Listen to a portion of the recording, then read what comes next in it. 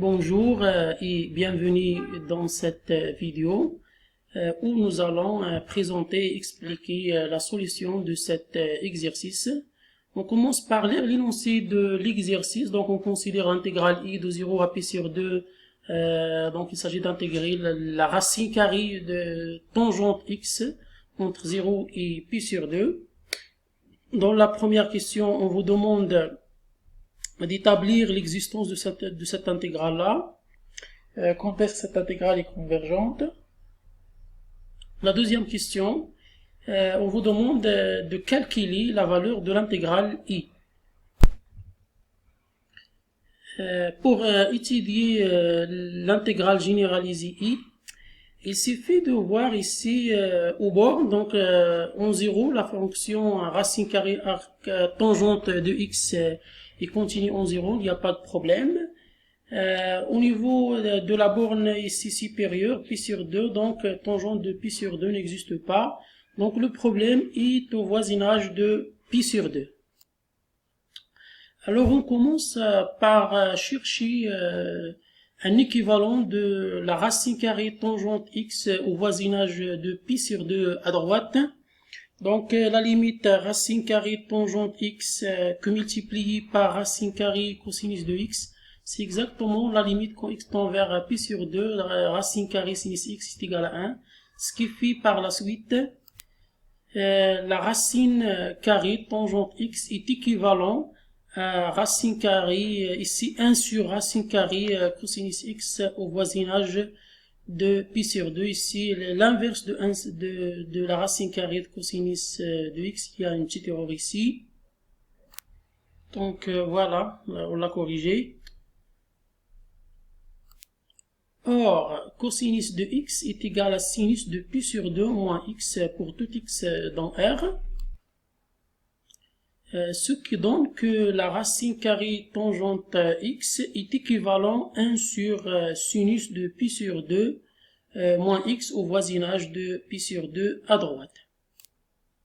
D'autre part, sinus x est équivalent à x au voisinage 0, c'est-à-dire sinus pi sur 2 moins x est équivalent à pi sur 2 moins x au voisinage de pi sur 2, parce que la limite du quotient est égale à 1. On en déduit que la racine carrée tangente x est équivalent à 1 sur racine carrée pi sur 2 moins x au voisinage de pi sur 2. Donc on a bien trouvé un équivalent de la racine carrée tangente x au voisinage de pi sur 2.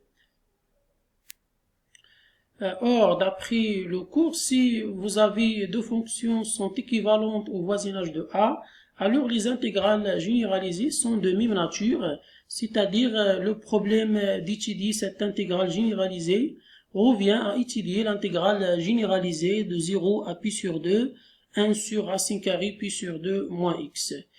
Or, cette intégrale ici généralisée, c'est facile à calculer, puis vous remplacez par pi sur 2, on vous entendre, vous remplacez ici par pi sur 2, puis par 0, et vous, par la suite, vous avez bien la convergence de cette intégrale-là, et par conséquent, la convergence de cette intégrale entraîne celui de l'intégrale de 0 à pi sur 2, racine carrée tangente x d de x. Donc à ce niveau-là, on a bien établi l'existence de l'intégrale I. Donc on passe à la question 2 pour calculer l'intégrale I. Pour calculer l'intégrale I, en faisant l'intégration par changement de variable, on pose tangente de x est égal à t. Quand x tend vers pi sur 2 à droite, à gauche, ici à gauche, ceci est équivalent que t tend vers plus l'infini. Donc il y a ici pas à droite, x est inférieur strictement à pi sur 2, donc à gauche, c'est pas à droite. Dx est égal à dt divisé par 1 plus t carré, ce qui entraîne que l'intégrale I devient l'intégrale de 0 à plus l'infini. Racine carrée t dt divisé par 1 plus t au carré. Alors l'intégrale qu'on vient de trouver ici, c'est assez difficile Donc on pense à faire une autre intégration par changement de variable pour se débarrasser de la racine carrée qui s'intervient ici.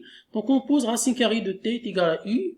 Le d de i devient 2 fois u d de i. Et ce qui donne par la suite l'intégrale i devient l'intégrale de 0 à plus l'infini 2 multiplié par i au carré divisé par 1 plus i au carré d de i. Donc il s'agit d'intégrer une fonction rationnelle. Donc pour trouver une primitive de cette fonction-là, il faut penser à faire la décomposition par éléments simples. En effet, la fonction qu'on intègre ici se décompose en éléments simples sous la forme suivante. Si moins racine 2 divisé par 2 multiplié par i multiplié par cette expression-là. Nous allons simplifier encore une fois pour faire intervenir les fonctions, les primitives des fonctions isuelles. Donc ici on a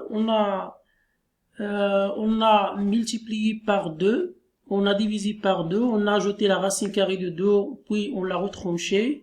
De même pour celui-là. Donc la fonction qui s'intervient ici, c'est évidemment ln, parce que la fonction qui se trouve au dénominateur, donc celui au numérateur, c'est la dérivée de la fonction qui se trouve au dénominateur. Et par suite, on aura i est égal à moins racine carrée de 2 divisé par 4, ln i au carré plus racine carrée 2 multiplié par i plus 1 divisé par i au carré moins racine carrée de 2 multiplié par i plus 1. Donc ceci entre crochets de 0 à plus l'infini. Donc plus des termes ici qu'on va calculer ces intégrales, ces deux intégrales restantes.